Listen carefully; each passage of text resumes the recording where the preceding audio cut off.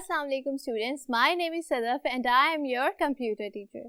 तो हम अपनी बुक ऑनलाइन विद कंप्यूटर्स का यूनिट नंबर 8 पढ़ रहे थे, जिसमें हम लोग पढ़ रहे हैं introduction to MS word.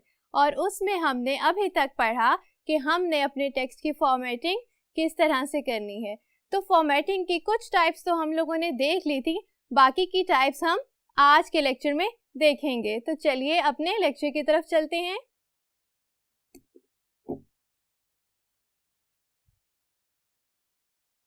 Ji students, तो पिछले लेक्चर में हमने देखा था कि हमने फॉन्ट का साइज और फॉन्ट का स्टाइल किस तरह से चेंज करना है। तो स्टूडेंट्स, आज हम देखेंगे कि हम फॉन्ट का कलर किस तरह से चेंज कर सकते हैं।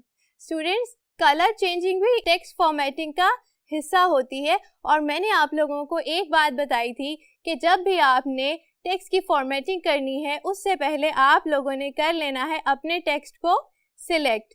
ठीक है स्टूडेंट्स, सबसे पहले हम लोग क्या करेंगे, यहाँ आप स्क्रीन पर देख सकते हैं मेरे पास एमएस ऑफिस की विंडो खुली हुई है, जो कि बिल्कुल एक ब्लैंक डॉक्यूमेंट खुला हुआ है। तो स्टूडेंट्स, आप लोग भी अपने अपने कंप्यूटर्स पर एमएस ऑफिस वर्ड खोल लें और आपके पास भी एक ब्लैंक डॉक्यूमेंट खुला हुआ आ जाएगा। तो स्टूडेंट्स, आप इसके ऊपर कोई सा भी टेक्स्ट लिख दें, एक सेंटेंस लिख दें कोई सा भी, जैसे कि मैं लिख रही हूं आई एम अ टीचर। ठीक है स्टूडेंट्स, मैंने एक सेंटेंस लिखा I am a teacher.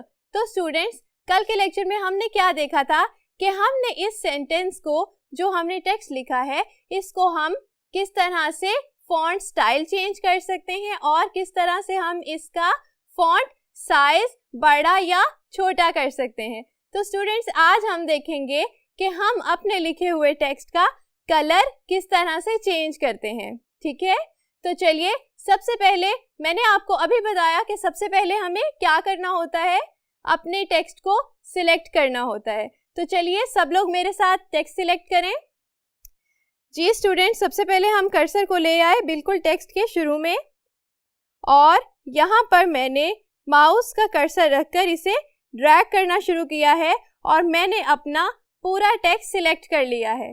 Students, आप लोग भी जितने टेक्स्ट का कलर चेंज करना चाहते हैं उतना टेक्स्ट सिलेक्ट कर लें। जी स्टूडेंट्स, मुझे उम्मीद है कि सब लोगों ने अपना अपना टेक्स्ट सिलेक्ट कर लिया होगा। ठीक है, अब हमने क्या करना है, लास्ट लेक्चर में मैंने आपको बताया था कि जितनी भी फॉन्ट की फॉर्मेटिंग होती है वो हम कहाँ करते हैं, होम के टैब में। ठीक है स्टूडेंट्स, होम के टैब में आपके पास दो ग्रुप्स होते हैं। एक ग्रुप कौन सा है, फॉन्ट ग्रुप, और दूसरा ग्रुप कौन सा है, पैराग्राफ ग्रुप। ठीक है स्टूडेंट्स, तो फिलहाल हम फॉन्ट की फॉर्मेटिंग कर रहे हैं, पैराग्राफ की फॉर्मेटिंग नहीं कर रहे हैं। तो जितनी भी फॉर्मेटिंग हमने करनी है वो हमने इस ग्रुप के अंदर रहकर ही करनी है। ठीक है स्टूडेंट्स, तो कल हमने देखा था कि किस तरह से हमने फॉन्ट का स्टाइल चेंज किया और उसका साइज चेंज किया। उसके लिए हमने यूज किए थे दो ड्रॉप डाउन्स, जो कि है फॉन्ट स्टाइल ड्रॉप डाउन और फॉन्ट साइज ड्रॉप डाउन। ठीक है स्टूडेंट्स, तो आज हम एक नया ड्रॉप डाउन एक्सप्लोर करने वाले हैं, वो है टेक्स्ट कलर ड्रॉप डाउन। ठीक है स्टूडेंट्स, आप देख सकते हैं आपकी स्क्रीन पर जो बटन आपको फॉन्ट ग्रुप में से हाईलाइट हुआ हुआ नजर आ रहा है, वो कौन सा बटन है जी, वो टेक्स्ट कलर को चेंज करने के लिए वो बटन आपकी स्क्रीन पर आपको नजर आ रहा होगा। तो टेक्स्ट हम लोगों ने सिलेक्ट कर लिया है, अब हम इस बटन को क्लिक करेंगे ताकि हमारे पास कलर्स की ऑप्शन आ सकें। जी स्टूडेंट्स, आप लोग देख रहे हैं कि यहाँ आपको दो टाइप्स के कलर्स नजर आ रहे हैं, थीम कलर्स और स्टैंडर्ड कलर्स। ठीक है स्टूडेंट्स, आप इनमें से कोई सा भी कलर अपने फॉन्ट का रख सकते हैं उस कलर को सिलेक्ट करके। तो स्टूडेंट्स, मैं कर रही हूँ ऑरेंज कलर सिलेक्ट। आपने देखा कि आपका कलर चेंज हो चुका है। स्टूडेंट्स, मुझे उम्मीद है कि आप लोगों ने भी अपने टेक्स्ट का कलर चेंज कर लिया होगा। ठीक है, अब हम दोबारा से इसका कलर चेंज करने की कोशिश करते हैं। जी स्टूडेंट्स, तो जब मैं दोबारा कलर के ड्रॉप डाउन में गई तो आप देख सकते हैं कि एक और लाइन ऐड हो गई है, वो है रिसेंट कलर्स। ठीक है, पहले था थीम कलर्स और स्टैंडर्ड कलर्स, और अब इसके साथ एक तीसरी रो भी ऐड हो चुकी है जो कि है रिसेंट कलर्स, यानी कि जो भी आप रिसेंटली कलर्स आपने इस डॉक्यूमेंट में यूज किए होंगे वो सारे उस रो में आपको एक एक करके नजर आने शुरू हो जाएंगे। ठीक है स्टूडेंट्स, तो इस तरह से आप अपने रिसेंट कलर्स को यूज करके भूलेंगे नहीं और वो एक रो में आपको नजर आते जाएंगे ताकि आप उनको दोबारा से यूज करने में आसानी हो सके। स्टूडेंट्स, इसके अलावा आपको एक नीचे छोटी सी लाइन एक और भी नजर आ रही होगी मोर कलर्स की। ठीक है, जब आप इसको टैप करते हैं तो आपके पास एक वाइड रेंज आ जाती है कलर्स की। तो देखें इस बटन को क्लिक करके हमारे पास क्या आता है। जी स्टूडेंट्स, तो जब मैंने मोर कलर्स पे क्लिक किया तो आप देख सकते हैं कि मेरे पास बहुत सारे कलर्स और भी आ गए हैं जो कि थीम कलर और स्टैंडर्ड कलर्स की निस्बत ज़्यादा है। तो स्टूडेंट्स, आप इनमें से भी कोई सा भी कलर सिलेक्ट कर सकते हैं और वो होगा आपके फॉन्ट का कलर। ठीक है जी स्टूडेंट्स, तो अभी तक हमने देखा कि हमने किस तरह से अपने फॉन्ट के कलर को चेंज किया। ठीक है, अब हम नेक्स्ट देखेंगे कि हम अपने टेक्स्ट को किस तरह से बोल्ड कर सकते हैं, किस तरह से हम उसे इटैलिक कर सकते हैं और किस तरह से हम उस टेक्स्ट को अंडरलाइन कर सकते हैं। तो स्टूडेंट्स चलिए मेरे साथ देखिए। सबसे पहले हम देखेंगे कि हम अपने टेक्स्ट को बोल्ड कैसे करेंगे। तो स्टूडेंट्स, मैंने आपको बताया था कि किसी भी टाइप की फॉर्मेटिंग करने से पहले आपने क्या करना होता है, अपने टेक्स्ट को सिलेक्ट कर लेना होता है। ठीक है, तो हम उस टेक्स्ट को सिलेक्ट कर लेंगे जिसको कि हम बोल्ड करना चाहते हैं। ठीक है, अब आप क्या करें, मेरे साथ इस लिखे हुए टेक्स्ट को सिलेक्ट करें। तो जी स्टूडेंट्स, हम लोगों ने अपना टेक्स्ट सिलेक्ट कर लिया है। एक और बात मैंने आपको बताई थी कि फॉन्ट की जितनी भी फॉर्मेटिंग होती है वो कौन से टैब में होती है? जी, वो होती है होम टैब में। तो अब हम क्या करेंगे, हम क्लिक करेंगे होम टैब को। ठीक है स्टूडेंट्स, अब मैंने आपको बताया था कि होम टैब में दो ग्रुप्स होते हैं, एक होता है फॉन्ट ग्रुप और दूसरा होता है पैराग्राफ ग्रुप। ठीक है, तो आप मुझे बताएं कि फॉर्मेटिंग हम ये कौन सी कर रहे हैं?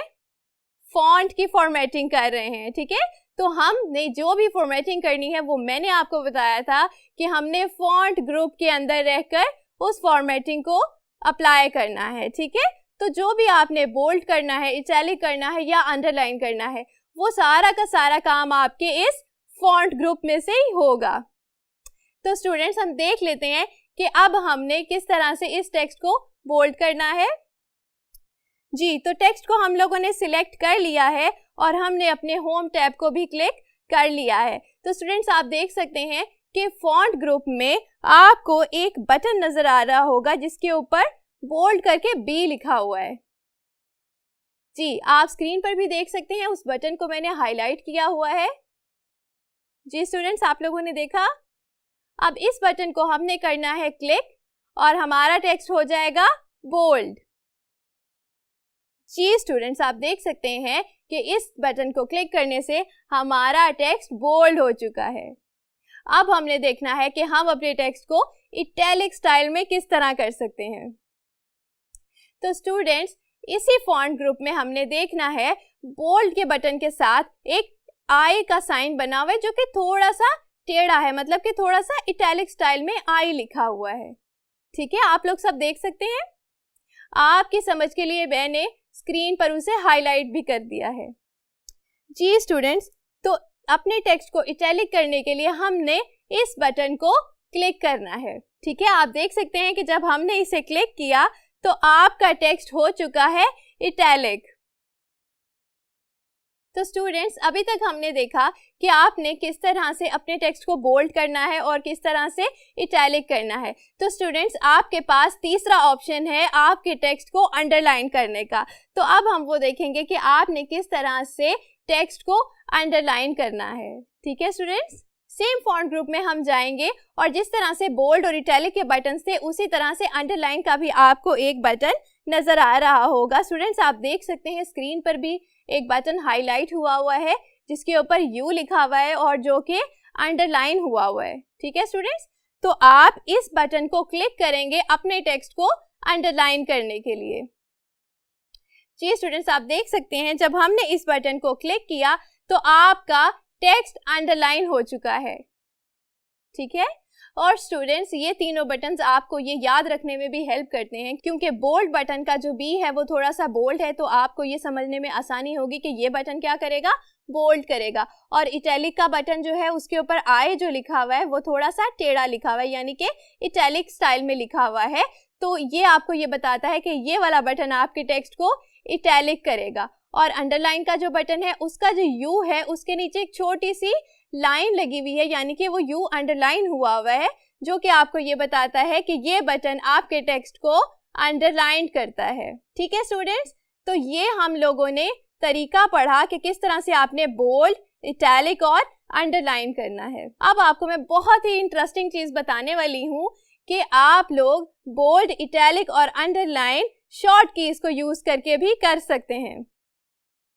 तो स्टूडेंट्स, बोल्ड करने के लिए हम कौन सी शॉर्ट की यूज करेंगे? स्क्रीन पर देखें मेरे साथ, कंट्रोल और बी।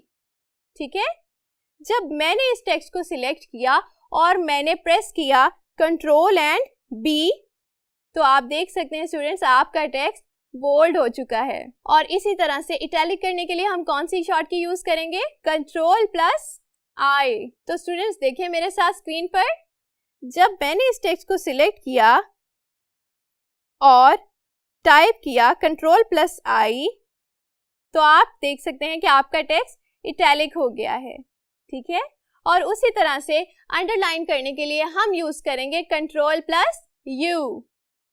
तो स्टूडेंट्स देखिए मेरे साथ स्क्रीन पर, जब मैंने टेक्स्ट को सिलेक्ट किया और टाइप किया कंट्रोल प्लस यू, तो आप देख सकते हैं कि आपका टेक्स्ट अंडरलाइन हो चुका है।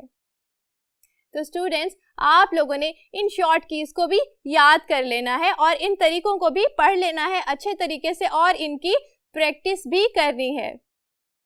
तो आज के लेक्चर के लिए इतना काफ़ी है। अब मिलेंगे हम अगले लेक्चर में, तब तक के लिए अपना ख्याल रखिएगा स्टूडेंट्स। अल्लाह हाफिज़।